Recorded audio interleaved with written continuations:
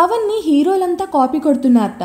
ఈ మాట అన్నదెవరో కాదు, సాక్షాత్తు దర్శకరత్న Dasari Narayanarao. Son of Satyamurthy audio release లో దాసరి నోటి నుంచి పవన్ మాట వినిపించింది. నిజానికి ఆ సమయంలో పవన్ కళ్యాణ్ లేడు, అసలు పవన్ ప్రస్తావనే లేదు. కావాలనే గురువు గారు పవన్ పేరు బయటకు తీశారు. ఎన్టీఆర్, ఏఆర్ఆర్ల తర్వాత తనకంటూ ఓ స్టైల్ చూపించిన నటుడు పవన్ కళ్యాణ్ అని చెప్పి అక్కడున్న అభిమానులను ఉర్రూతలూగించారు. పవన్ నే మిగిలిన హీరోలు కాపీ కొడుతున్నారంటూ ఓ స్టేట్మెంట్ కూడా ఇచ్చారు. సడన్ గా గురువు గారికి పవన్ పై ఇంత ప్రేమ, అభిమానం, ఆప్యాయత ఎందుకంటారా?